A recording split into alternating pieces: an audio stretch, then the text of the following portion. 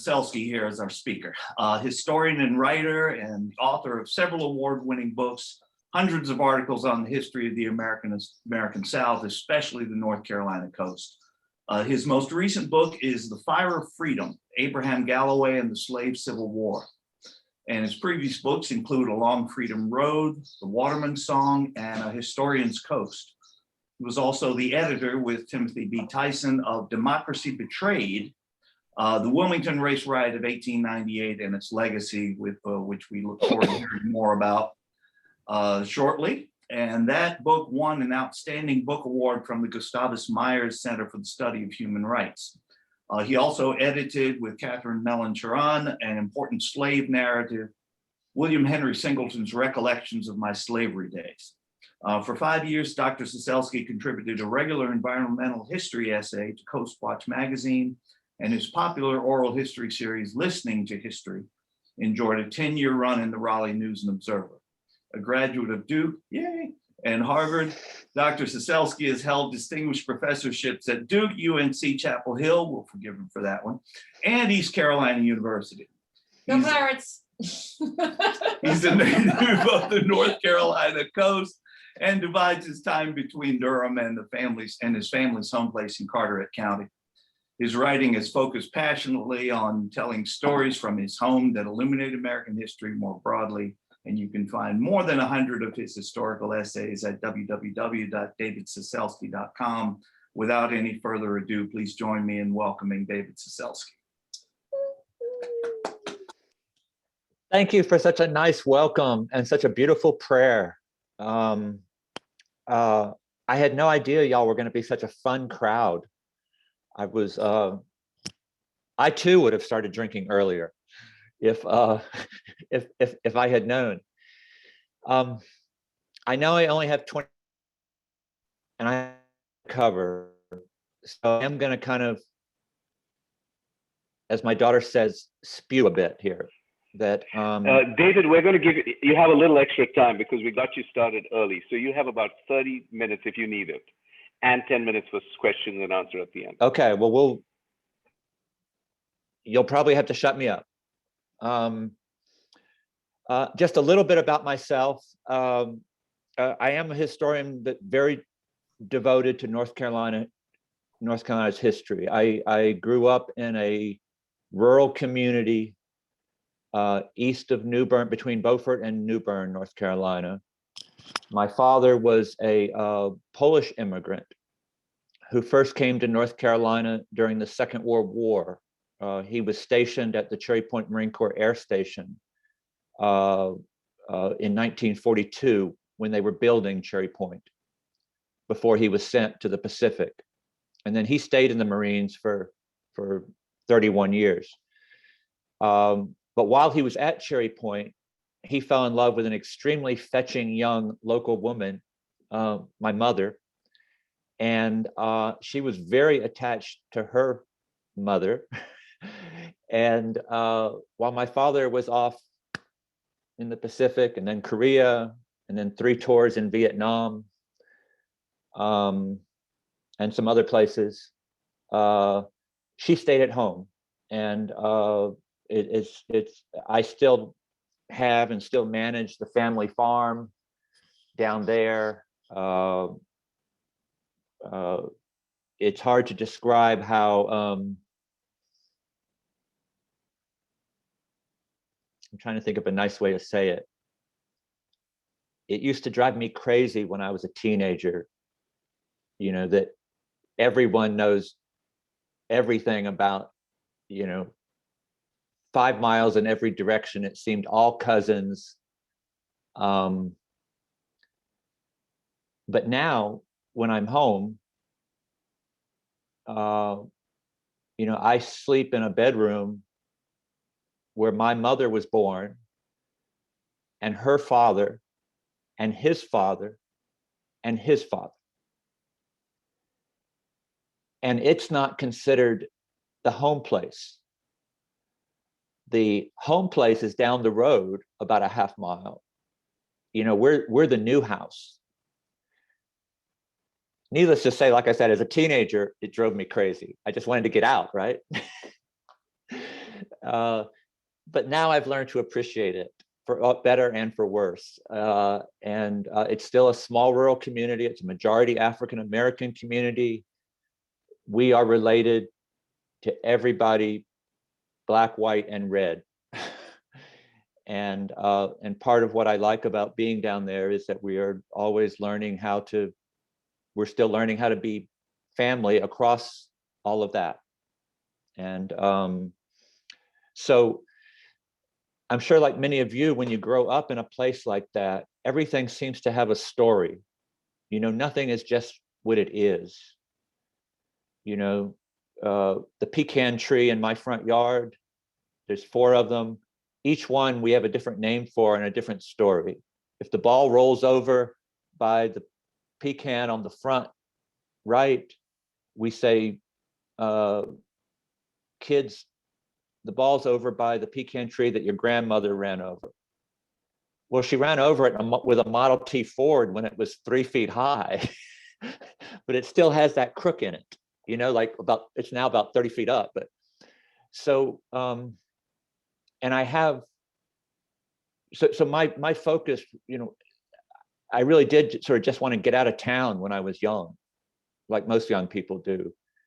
But when I got away, I really came to appreciate that the stories that we have in North Carolina, not just where I'm from, but really anywhere, are as rich and deep, as complex as anywhere, and that they offer a window in a way to telescope out and understand American history more deeply, starting by looking close at home. And that's what I've tried to do in my work. On one hand, I'm completely honored and want to commend you deeply for inviting me to come and talk with you today about this subject.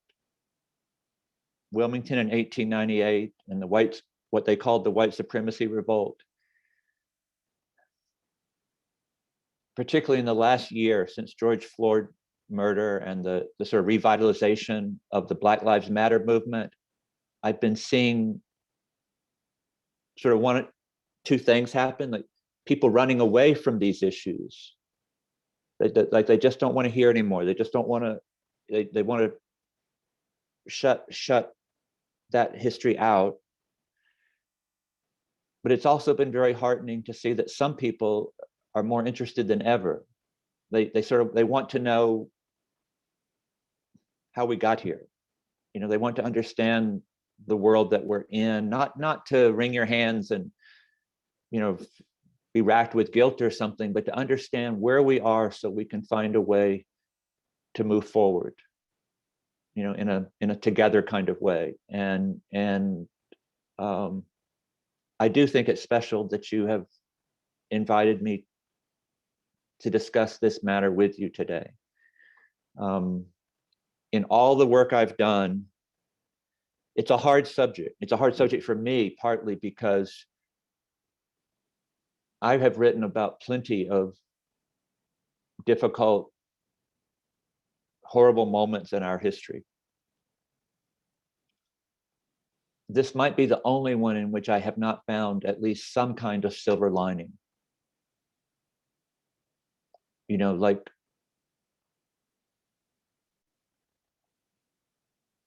they called themselves white supremacists. They won. They wrote the history books. And they ran North Carolina for 70 years. They were rewarded in at least on this side of life. I don't know about the afterlife, but they were rewarded. They became senators and governors and judges and, you know, Congress people. They inherited fortunes. So to skip to the end, before I get to Wilmington, I want to go to the end and tell you sort of why Wilmington matters so much. Because it's one thing to learn about like a horrible moment in our past, an atrocity. And I think we should remember. We should remember and honor the people that were victimized in Wilmington. We should learn from what happened in Wilmington. And I'm thankful that that over the last 20 years, and I've been part of this, that we are finally discussing in North Carolina what happened in Wilmington in 1898. However, we're only just beginning to discuss the next part of the story. And that comes down to maybe two things. What happened in Wilmington was only one moment in what they called a white supremacy campaign that reached into every corner of North Carolina, including Charlotte in a big way, including my little country community. There were more than 1,000 white supremacy clubs in North Carolina in 1898. No community was not touched. Wilmington was the place where more people died, more Black people died. But it was only one moment in this broader series of events that happened in 1898 and 1900. Just as an example, there's a part of my county where I grew up that for more than 100 years after this, expelled all the Black people, and then for 100 years did not allow Black people to settle or stay the night. It's not a little area. It's 40 miles east to west. It's 13 communities. Nobody has ever written about that, except little things that I've done.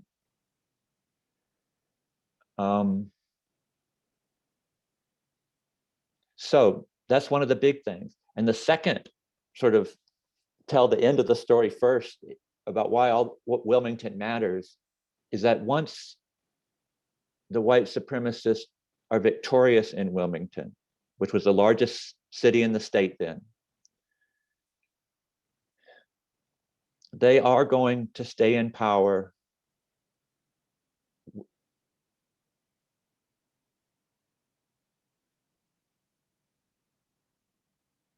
for generations. Voting districts, precinct lines, polling sites and hours, the locations of roads and other infrastructure throughout the whole state, public school spending, tax policy, the mental health system, policing methods, judicial and sentencing standards, the penal system, workplace rights, lending and banking practices, healthcare and social services funding, historic sites and museums, and even the location, little things like the locations of sidewalks, parks, and shaded streets. The people that won, the white supremacists that won in 1898 and 1900, created all of those things. And not all of them are still with us, thank goodness, but they created the modern world into which we were born. So to me, the next step as we move forward is going to be to sort of understand what that has meant, how much of that is left.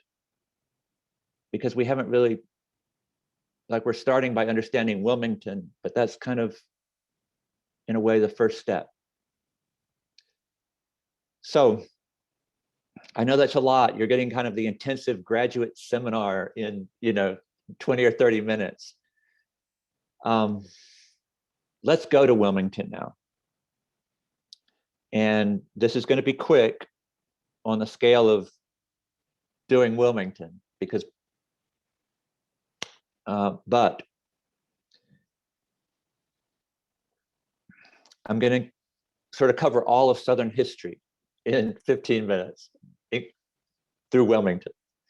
Of course, North Carolina, slavery was an institution in North Carolina until 1865. Wilmington was, the majority of the people in Wilmington were slaves. The majority of people in Eastern North Carolina were slaves. That ends in 1865. There's a period of 3 or 4 years where African Americans have the right to vote, and where a relatively small but important number of African American leaders serve in the General Assembly and in other political offices in North Carolina. That ends in 1870. It's a very short period, except in one congressional district up in the northeast part of the state, which still has an African American congressman all the way until 1900.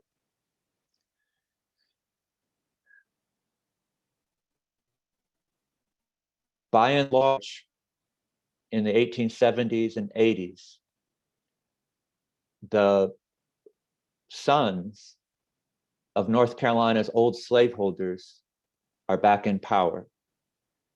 And they're largely in the Democratic Party. Because at that time, the Republican Party is still the party of Lincoln, the party that freed the slaves. In the 1890s, there's an emergence of a third party in North Carolina, the Populist Party, which is largely, but not only, but also has some Black. And it tends to be the party of shopkeepers and small farmers, working people, but they're white. The Democrats, who are sort of the, I guess you'd say the elite, the old families, stay in power until 1894.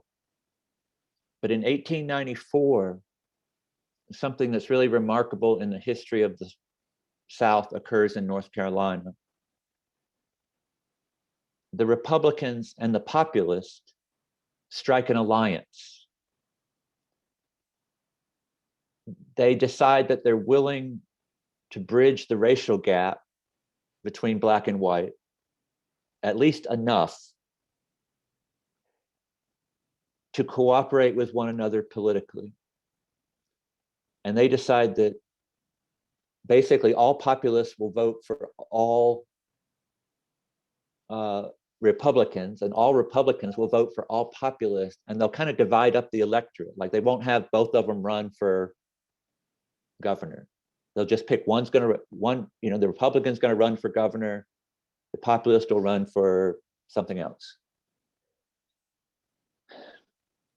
In the 1894 election, they call this alliance the fusion movement, but it's the alliance of two political parties, the Populists and the Republicans, against the Democrats.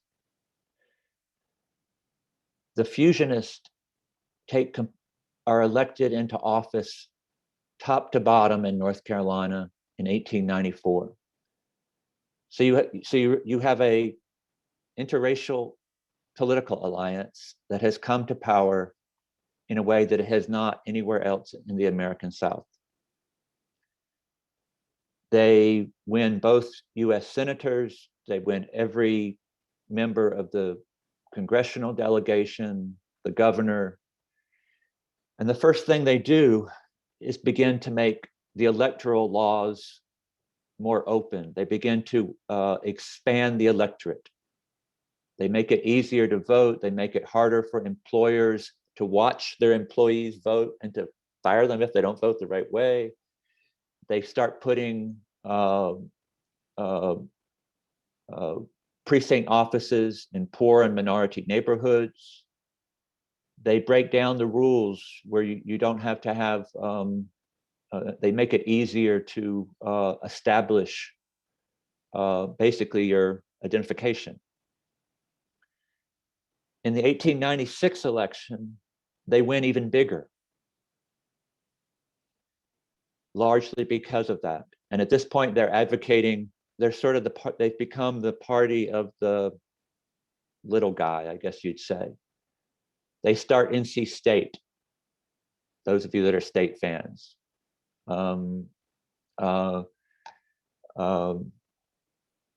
They try to rein in the power of corporate monopolies and the railroads and that sort of thing. The Democrats, as the 1898 election draws closer, that across the state, they come to believe that they might never win another statewide election in North Carolina as long as the Fusion Coalition, this coalition between two parties, but also two races, as long as it stays together, they believe they might never win again. And the executive committee of the Democratic Party meets in the Chautauqua Hotel in New Bern, North Carolina, near where I grew up, in December 1897, and lays out a plan by which they hope to come back into power and make sure that that coalition is broken, and also that it can't ever happen again.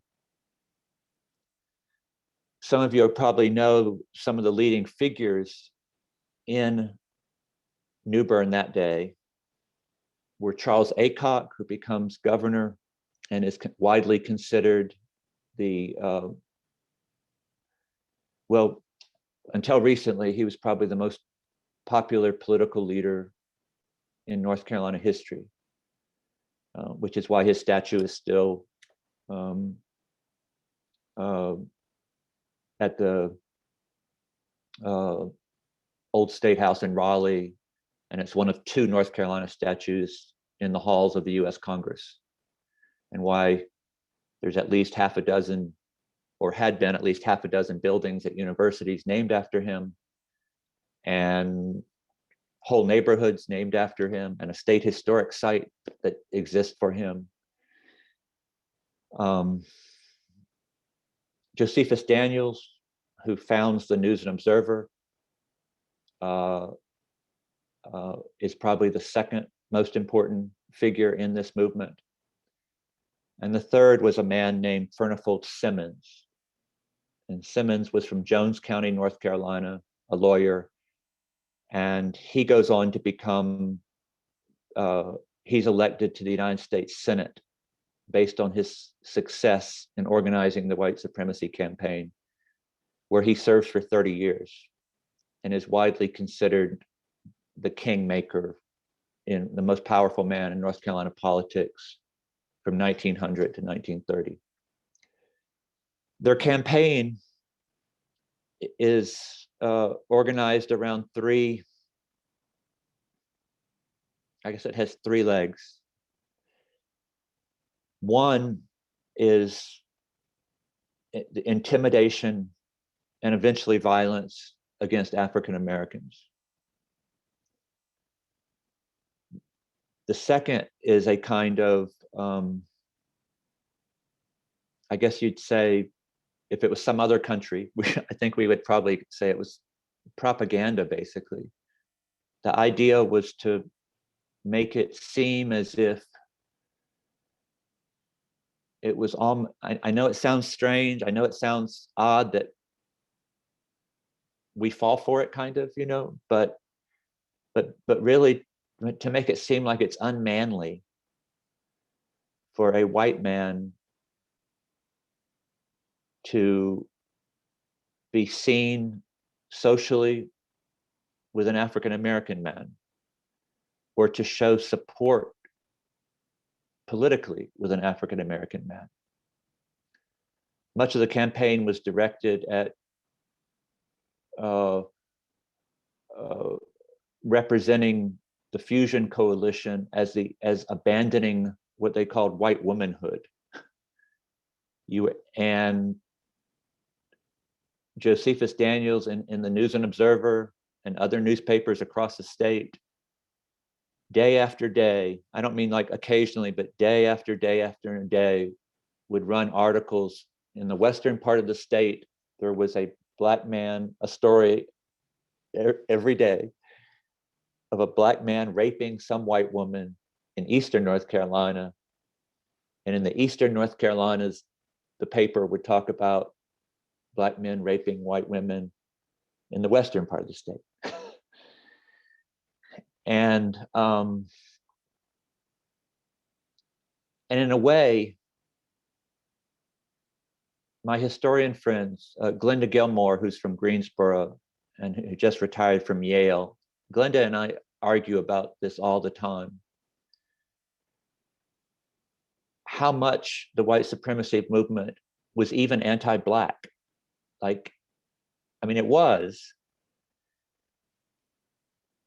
But I think there's an argument to be made that more fundamentally, it was anti-black and white together. The idea is to drive this wedge, and that if you're what would we call them today, like a political advisor, and you're deciding, well, how do you get back into office? You know, you sort of take for granted that you evaluate where your enemy's weak points are. You know, like what's the hot button issue that you can use to separate people. And in this case, of course, I mean, this coalition of black and whites had only existed for 4 years. It wasn't perfect anyway, right? I mean, there was this long history that they were taking baby steps in trying to bridge the gulf between black and white. So that's what the Democrats, the white supremacists at that time, target. And, you know, I don't know whether the violence meant more, or as you'll see, the third leg was just massive voter fraud. Voter fraud, electoral fraud on a scale. When the election finally comes in New Hanover County, where most voters were actually, where Wilmington is, where most voters were actually black, there's only 2 votes registered for black people for the Fusion Coalition. And there are plenty of evidence of just a kind of massive kind of voter fraud, of ballot boxes being thrown out and that sort of thing. So those are sort of the 3 legs: electoral fraud, downright violence, and sort of this propaganda campaign. As a white guy, I have to admit, it's actually kind of hard to read the historical newspapers in Wilmington the summer of 1898. White men start taking out advertisements in the local papers going, I, David Cecelski,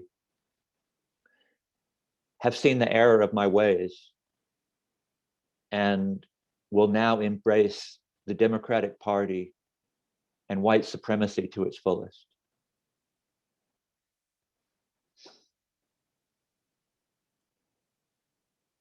If you were a white shopkeeper in Wilmington and supported the Fusion Coalition, the Black and White Coalition, you had to be a very courageous soul or very independent, because chances are you were not going to get credit from your wholesaler that year. You might not get, the bank would not give you a loan to plant your crop. If the bank was I mean, sometimes the business people that gave loans and established credit were supporters of the Fusion Coalition. But of course, most of them were also getting credit from someplace higher. And so there may have been some that were immune, but there were a lot of different ways to apply pressure. And those advertisements are hard to read. Just dozens and dozens and dozens and dozens of them. As the 1898 election grows closer, this campaign is very successful in most places, and the broader statewide campaign, and happens with relatively little violence. And I mean relatively little. For example, nobody's ever written about this, but in Elizabeth City, North Carolina, you know, up in the northeast part of the state, white supremacists burn out the home of the leading Black activist who's part of the coalition. They threaten the leading white ally of the Black-white coalition and force him out of town well before the election. And they burn down the office of the African-American newspaper in Elizabeth City. And then on the day of the election, I think it was November 10th, 1898, they very quietly stationed guards on all 4 of the main road entrances into town. And they don't allow anybody who's not a Democrat and a white supremacist to vote.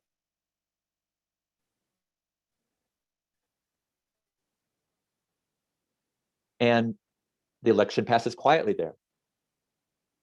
And that's the end of it in Elizabeth City. The same kinds of things happen in Wilmington. And in the November 10th election, the Democrats do take power in Wilmington and displace a Black-white coalition that was in power there. So the local commissioners, that sort of thing. But it was an off-year election for many offices, and it left many local offices in the hands of both African Americans and their white allies. And after they take power, the white supremacists are demand that those people resign their offices. And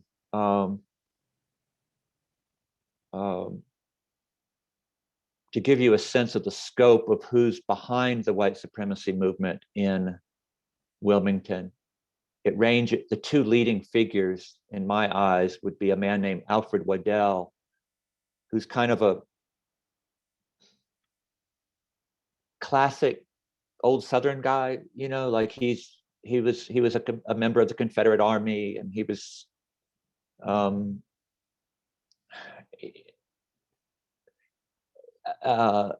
nobody would have considered him a local leader. He was a big talker, but nobody would have considered him a local leader before this moment.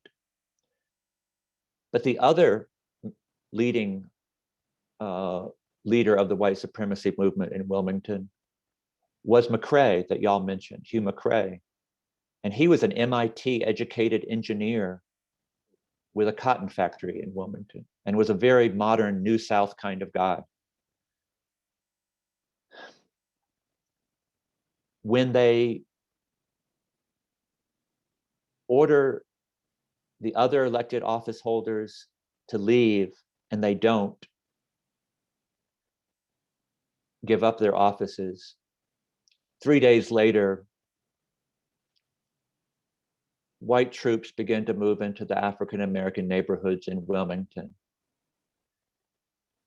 They burned down the local African-American newspaper office, and then they proceed to move through those neighborhoods, killing people.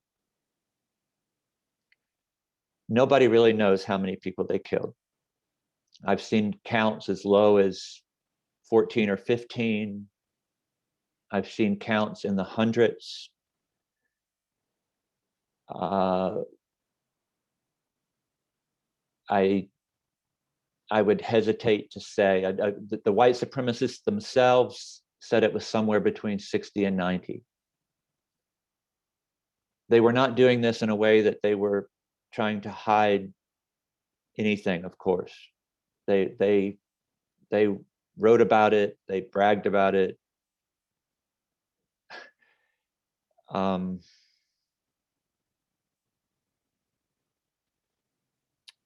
They use an infantry unit to help with Gatling guns, with machine guns. It's an extremely well organized military style operation, though of course, like so many things of that nature, once it starts, things can get out of hand. So, and they do. That the original idea, and there are historical documents that discuss this plan well before it happens. Originally, people called it a riot, but of course it never was, and that makes it sound like it was a spontaneous sort of thing. But weeks ahead of time, they had decided what they were going to do, and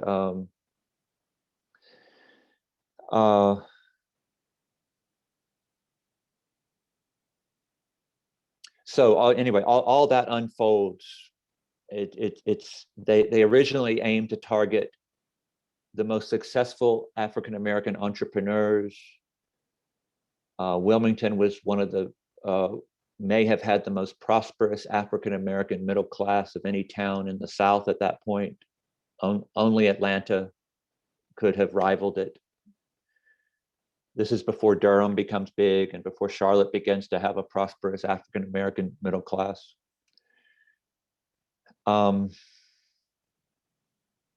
They romp. There's just no other way to say it. By that evening, somewhere between 1,500 and 2,000 African-Americans have left the city and taken shelter in the swamps outside Wilmington. Many would come back, many would not.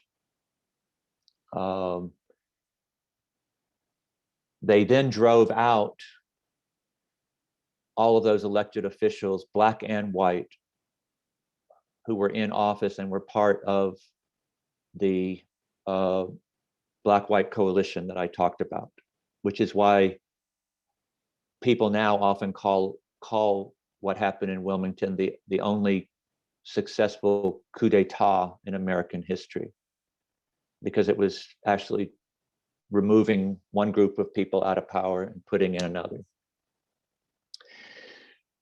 I know I'm running out of time, so I'm going to tell you very quickly what they do in a specific way. After what happens in Wilmington in 1898, North Carolina goes from being a three-party state to a one-party state, and it will remain so for 70 years. And as you know, any one-party state anywhere in the world is just not a healthy democracy. In 1900, they pass a constitutional amendment that ends all Black voting in the state. They also create what came to be known as Jim Crow. Jim Crow was not what it later came to be. If you want to know why Black people live in one part of town and whites in another, if you want to know why some streets have trees and some don't, all of that was created then. Towns passed specific ordinances that sometimes even whites had to move they had a system that if you were the only white on the street, you had to move. The idea, and it's important to understand this because the idea behind what we came to call Jim Crow, again, was not simply like an anti-Black thing. It's that anti-Black and white together thing. So you then, once you have power, the idea was to make sure that nothing like that coalition of Black and white that existed in North Carolina from 1894 to 1898 was to make sure that could never happen again. So after 1898, I can't sit at a ball game next to a Black guy so that, and we can't start talking about how we both would like to, aren't happy with our local school. And then get a few people together at our house to start trying to like improve the school. Because at that point, it becomes illegal for Black and white to sit together at a ball game or to have a neighbor who's Black and white. I can see Ranjit just going, you know, and the idea isn't, again, it's not just about a kind of oppression. It's about an idea of pulling us apart. And I guess maybe I'll stop there so we can discuss it. But to me, I guess that's the biggest message in a way, is that that's the legacy that they left us. Of course, they also didn't teach us any of this. Like I didn't know, I grew up in Eastern North Carolina. I didn't learn any of this. I mean, in a way, it's like the most important thing to understand the world into which I was born in North Carolina. And they didn't tell us. And that's partly, so part of me, okay, I'm like, and for many years, I was just, well, outraged at them, at those people. But in a way, I even see it as sort of an optimistic thing now. The fact that we're here talking about it, you know, that if we can, that when I was young, there was no user manual, there was no history book that told me what this world was and like why things are like they are. Why race continues to be this haunting thing that comes up and there's a flare up and then everybody goes, oh, you know, but we didn't know. And now that people are starting to talk about it, like you are by having me here today, and I'm sure you're doing it in your own lives in different ways this past year, I do see it as sort of an optimistic moment, like that because once you face that past, it's a very liberating thing, because instead of being tied to it, you can then say, well, where do we go from here? How do we make a better America now? How do we, what if that was our past, then how do we go forward and make something better and bridge those gaps? So I'll stop there, and I'm sorry to go on so long. It's a really big subject, and I just spew, as my daughter says. No, David, you don't spew. You drop pearls of wisdom. This is absolutely incredible. We're coming close to our time, and I know the questions. There are a lot of questions, and there are going to be a lot of questions. So what I will do is first want to thank you, and really, it's emotional. It's emotional. I have to say, it's difficult to hear this. Oh. But I really appreciate you opening up this window for us. And what we'll do is we'll adjourn the official part of our meeting since we're out of time, but we will stay on and answer any questions that people have. And I know there are already a lot of questions queuing up in the chat. So if I can say one thing, Ranjit. Yes, go ahead. There are more and more books and documentaries about what happened in Wilmington. A really easy one to go to is that if you Google my name and an article called Summer of the Red Shirts, right.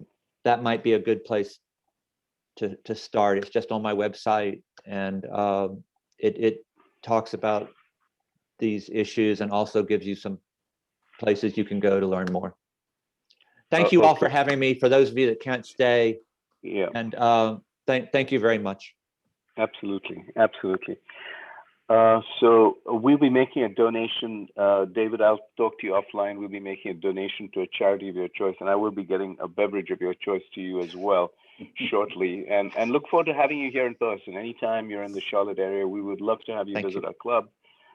We'd love to have you come and join our wine tasting. We'll be happy to put you up in the hotel and have you enjoy our hospitality soon. And with that, we're going to do the four-way test of the things we think SEO do. First, is it the truth? Second, Is it fair to all concerned? third, Will it build Will goodwill? and better friendships? and fourth, Will it be beneficial to all concerned? and fifth, will it be fun? Will it be fun? We will be having our social tonight at the Dilworth Garden. Looks like the weather's going to hold out for us.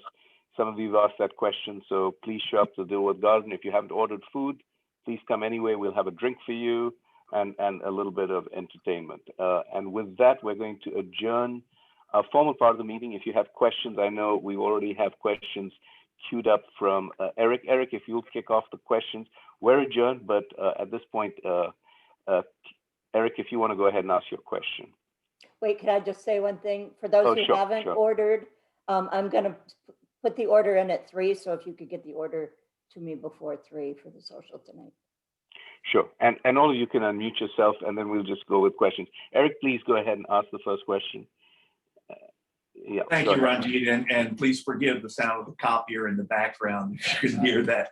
I typed in just an overarching, semi-rhetorical, and I'll add probably overly idealistic question.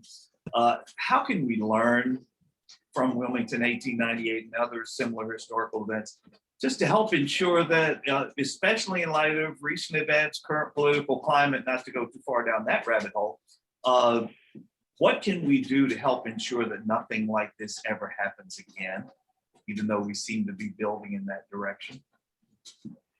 It's a great question, and I guess I should first say that it's a lot easier to be when you're a historian to talk about the past than where to go from here. But for me, I do take, I guess as you heard, that this sort of intentionally tearing us apart thing,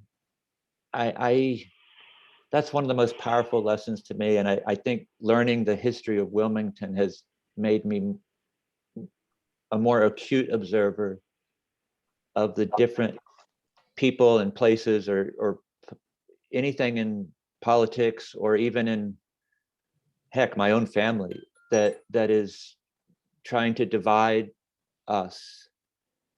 And I mean, I know there are real differences between people and politics and all that, but I don't even know how much Aycock and them cared about race, you know? I mean, they wanted power and they wanted a certain kind of, you know, but race was the card they played.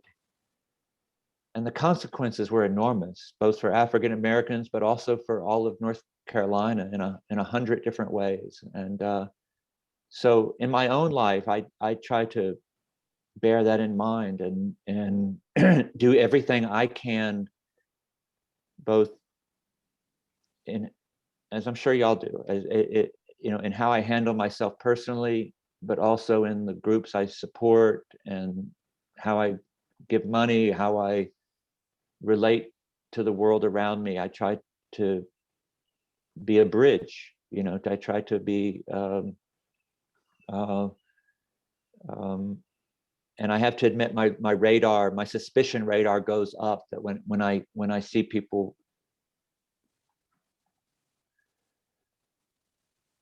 or political people, especially of any party, try to raise issues that seem bent on dividing instead of bringing together. My first question kind of is, well, because Wilmington's in my head, I'm sort of going, well, what do they really care about? You know, like I'm always trying to figure out like do they really care about that, or is there another purpose here?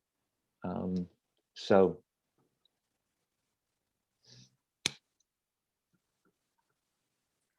Mr. Kendrick. Thank you, first of all, very much. This was extremely beneficial.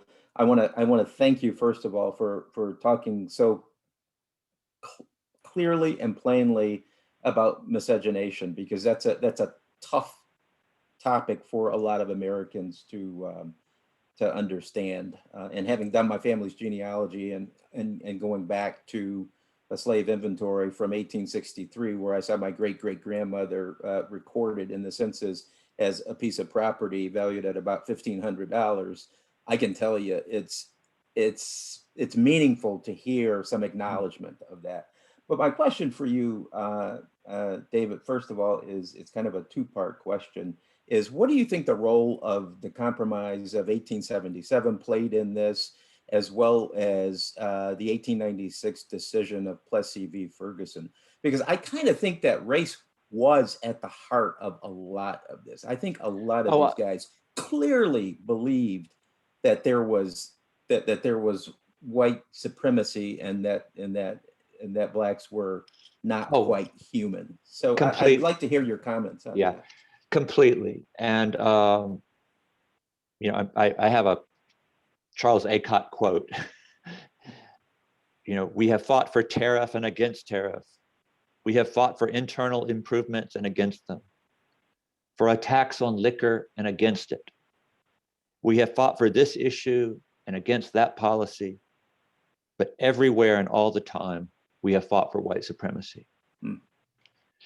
And you're right. In a way, I was leaning over backwards to emphasize the other side of the equation about dividing black and white, which I think is completely valid. But you're right, they were building on a legacy of white supremacy that went back centuries, and which had always played a central part in North Carolina politics. In a way, what happened, in my eyes, what happens in 1898 is the road of, I don't mean to be churlish, but like the road of white supremacy is going along. And for a moment, there's this other possibility, you know, like the Fusion Coalition represents this first step toward a different way of doing political life. And it's basically slapped down. And just like there are moments, you know, kind of reset moments in all kinds of moments of history, in a way, the old way of doing white supremacy, like, you know, the old Confederate down in the cotton field kind of thing, had played out in North Carolina. It was no longer you know, you still had that old way of race relations, but the world was changing, growing more commercial, industrialization, modern world technology. And 1898, in a way, becomes the reset button. It's not like it's white supremacy part whatever, you know, that now which is how it's like. That's one reason why I mentioned Hugh McCrae. Alfred Waddell, the other guy I mentioned, he was part of that old world.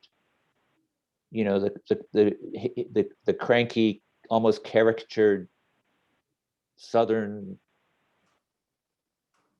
plantation owner or something. But McCrae was a brilliant man.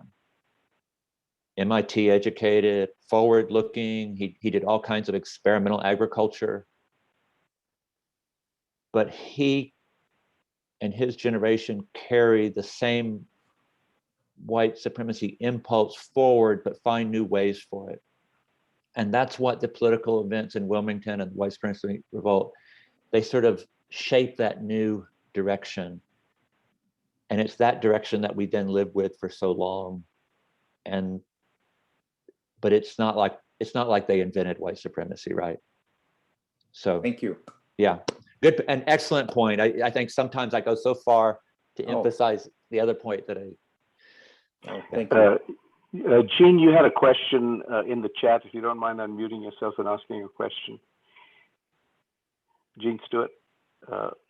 I can ask Gene's question for him. He said, what was the ads the merchants put out in the Wilmington newspapers? they looked like wedding announcements might today, or at least back when people read newspapers. You would say you'd place an ad with pretty border and say announcing Mr. David Cecelski of Duke University has announced his engagement to, and that's kind of what they looked like. They didn't really try to sell anything, or they would indicate the shop, so and so's bicycle shop or general store, but it was mostly the idea was that I don't know if it worked, to be honest, but the idea was that if you took out the ad, that your credit would flow again, and that your white customers who were part of the white supremacy movement would begin shopping with you again and frequenting your store. Okay. Strange, but true. Yeah. Rose, if you'd unmute yourself, you had a question, if you don't mind.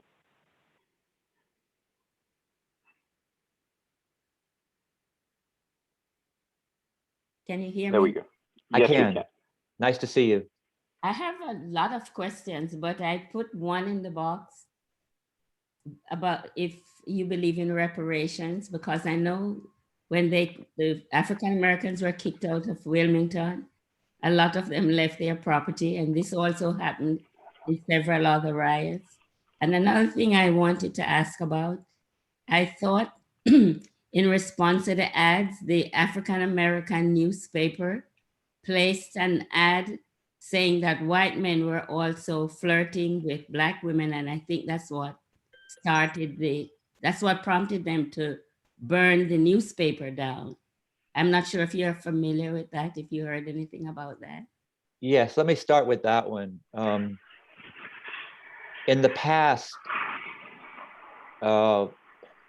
historians have focused a great deal on a editorial in Wilmington. Wilmington really was probably by far the most cosmopolitan and successful city in North Carolina at that point. It had the largest population. It didn't just have it had a prosperous Black middle class, but it also had a great deal of the state's wealth. And it had the only African-American daily newspaper in the country at that point. And the Black editor of that newspaper wrote an editorial responding to all of those articles I told you about Black men raping white women. And he sort of says, well, it's not just, it's not always rape. And white men are also engaging forcibly and otherwise with Black women. And in many cases, historians, that did cause an outcry in the white South as sort of an outrageous thing to say. But the truth, and in the past, historians have sometimes focused on that and said, well, that's what caused the violence in Wilmington. We know now, though, from the white supremacist own journals and correspondence, as well as reporters who covered the early events before the election, that it had all been, that what happened in Wilmington was all planned before that editorial. In fact, I was at the University of Chicago 2 or 3 years ago, and I found a Chicago newspaper reporter's diary and notes in the library at the University of Chicago. And he learned in Chicago what was going to happen in Wilmington in plenty of time to make arrangements, travel by train, and get there before that editorial. And in his diary, he's going, tomorrow, this is going to happen. I better go talk to so-and-so. And then it happened. Now today they're going to bring in the machine guns. I think I want to go talk to the guy that's in charge of the machine guns. Go off and do that, So the editorial played a role, but I don't think we can even say it's why they burned down his newspaper office, because there were only 5 African-American newspapers of any kind at that time, and white mobs destroyed them all.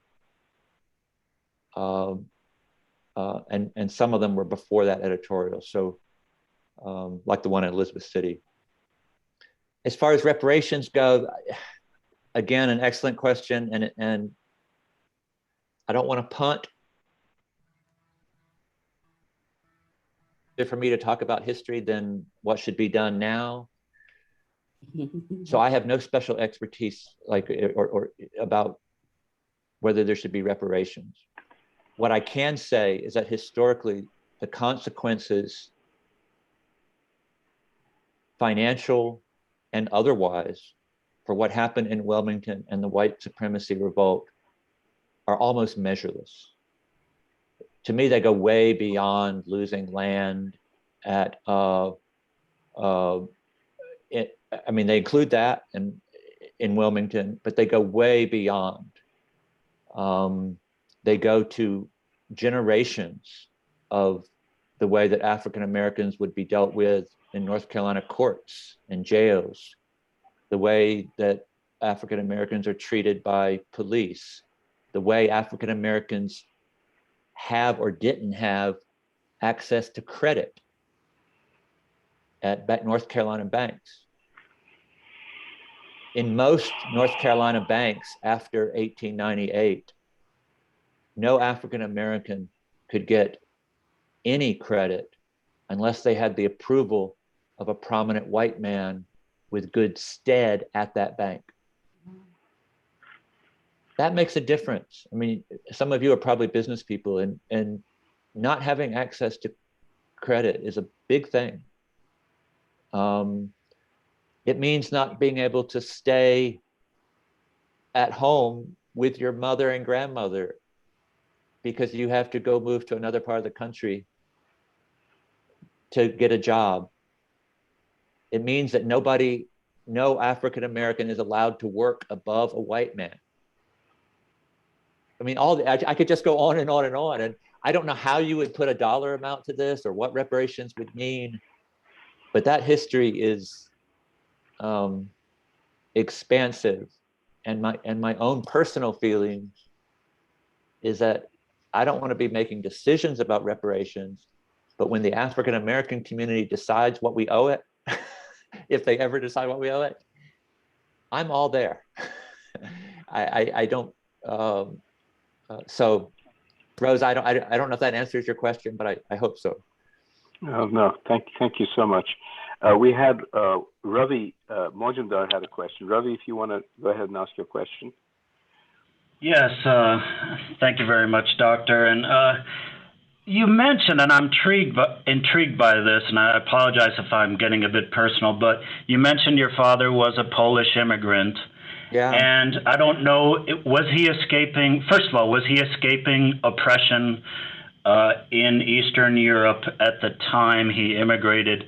And number two, did you ever have a conversation about that and also his views on race here in the United States? Because we talk about never forgetting, and let's not ever forget that Polish people and Eastern Slavic people were labeled subhuman by the Nazi regime, and many of them were exterminated in the Holocaust, millions. Sure. And so did you ever have that conversation with him about race here in the United States? We did. I should say first that my father was not a Polish Jew. He was Polish Catholic. Yeah, and even then, Polish Catholics, millions were exterminated by the Nazi regime. Yeah, he fled. His family fled long before the war. They fled around 1900, 1910, 1915, and mostly they fled, at least as I was told, extreme poverty and something that bordered on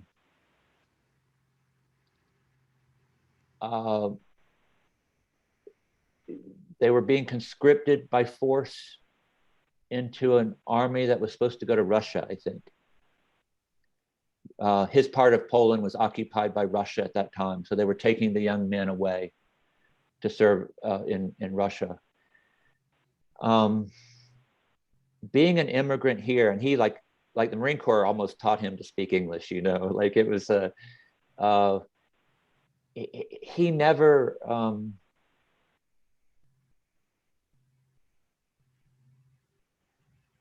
he certainly fit in at the Marine Corps base, where there were lots of people from all over the world, and you know, other Polish guys and people from Eastern Europe and everywhere else.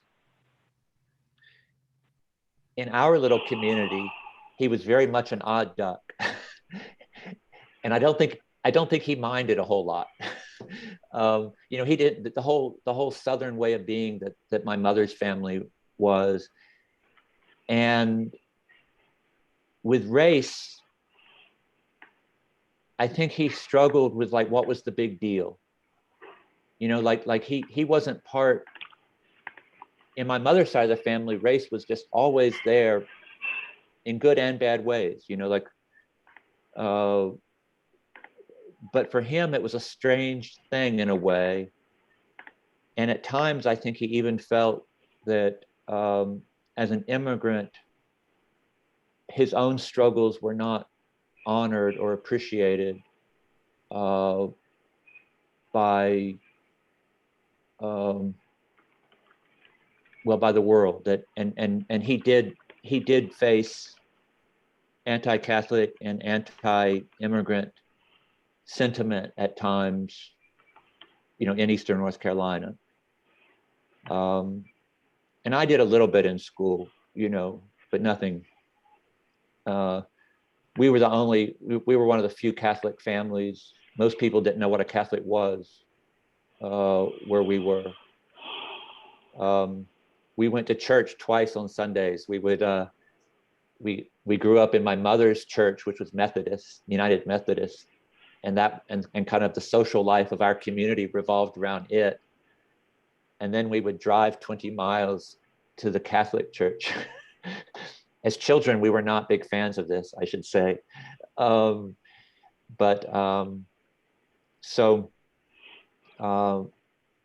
think it was the military played I know this is more than you were asking, but being an immigrant in the military did help him, I think, because, you know, after the Truman special order in 1948, even the Marine Corps begins to desegregate in a meaningful way. And by the mid-1950s, Jim Crow has really ended in the armed forces. Not that it was equal, not that there weren't problems, not that. So he was working side by side with African Americans in equal positions. And we saw that in our local schools where I was. I went to school in Havelock. In 1959, Havelock had more Black and white children going to the same schools together than the rest of North Carolina combined. And it was because Cherry Point, the base, said, you better do it. and we were a military, Havelock was a military town. There was no economy except for, the base said, we will not let our servicemen shop in your town. And the Catholic school also, the Catholic diocese in Eastern North Carolina desegregated 10 years before, including the schools, 10 years before the public schools in North Carolina. That's another story, but anyway. Wow, excellent. David, we're going to take one last question. We want to be respectful of your time. You've been an amazing speaker today.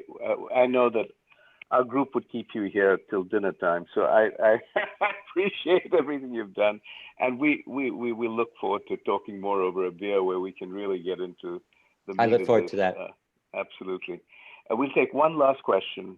So if you want to be that, you're the last one to talk. If you want to go ahead and raise your hand or unmute yourself and ask that question, and we'll let our speaker go. But really a powerful, moving.